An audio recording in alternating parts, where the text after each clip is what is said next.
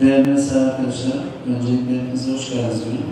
Hepinizi saygıyla, muhabbetle selamlıyorum. Bayramınız günleri mübarek olsun. Değerli arkadaşlar, başı rahmet, ortası mağfiret, sonu cehennem azabına kurtuluş olan mübarek Ramazan ayının son gününe yaklaştık. Rabbim tuttuğumuz oruçları, yaptığımız ibadetleri kabul eylesin. Arkadaşlarımız Ramazan ayı boyunca yoğun bir mesai geçirdik hep beraber. Sahura kadar, sabaha kadar çalışan arkadaşlarımız oldu. Onların hepsine teşekkür ediyorum. Özellikle şehirüstü konaklarımızda her gün 4.000-4.500 kişiye iftar verildi. Bu zor bir organizasyon olmasına rağmen her gün masalar kuruluyor, yemekler pişiyor, servis yapılıyor. Her gün gelen farklı, kaç kişinin geleceğini bilmiyorsun. Eksik gelen olabiliyor, fazla gelen olabiliyor. Kimsenin gönlünü kırmadan bu Ramazan'ı geçirmek kolay bir şey değildi. Bir taraftan öğle yemekleri çıktı, bir taraftan aile ziyaretleri gerçekleştirdik. Yani kolay olmadı, belirleyecek zaten kolay bir şey değil. Oradan halka dokunan bir şey. Taşlarından kadroya geçen işlerimiz oldu. Onların promosyonlarını daha önce zaten ödemiştik. 875 TL. Aldınız mı? Almayan var mı?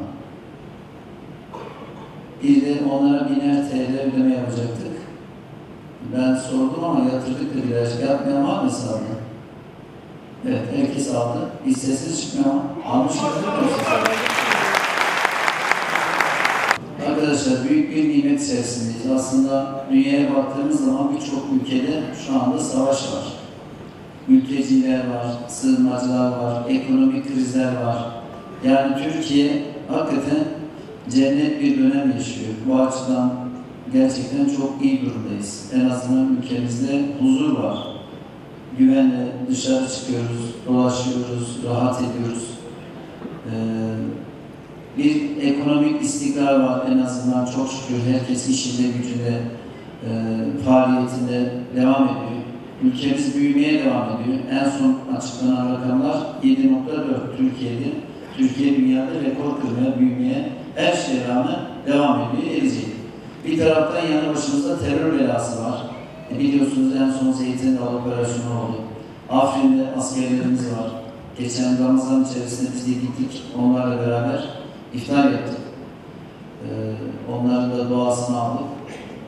Mücadele devam ediyor. Şu anda Irak'ta, Kandil yolunda şu anda askerlerimiz operasyonlara devam ediyorlar. Niçin? Ülkemizin huzuru için. Oradan gelip teröristler buradaki vatandaşlarımızı, ülkemizi rahatsız etmesin diye. Allah razı olsun. Birileri fedakarlık yapacak ki diğer insanlar rahat etsinler. İşte bunlar askerler öyle, güvenlik kuvvetleri öyle, belediyecilik de bu şekilde. Birileri tatil yaparken belediye faaliyetleri, işte temizlik işçilerimiz, zabıta ekiplerimiz ve görevli ekiplerimiz çalışmaya devam ediyor. Dolayısıyla birilerinin huzuru için birilerinin çalışması gerekiyor. Helal hoş olsun. İnşallah birlik beraberlik içerisinde, aile duygusu içerisinde birbirimizin yaptığı faaliyetten hepimiz gururlanarak devam edeceğiz. Ben katılımlarınızdan dolayı hepinize teşekkür ediyorum. Bayramınızı kutluyorum. İnşallah ağız tadında bir bayram olsun. Bayramdan sonra inşallah tekrar, biz gerçi bayramda da çalışacağız da bayramdan sonra da birlikte çalışmaya devam edeceğiz. Tekrar bayramımız kutlu olsun diyor. Hepinizi saygıyla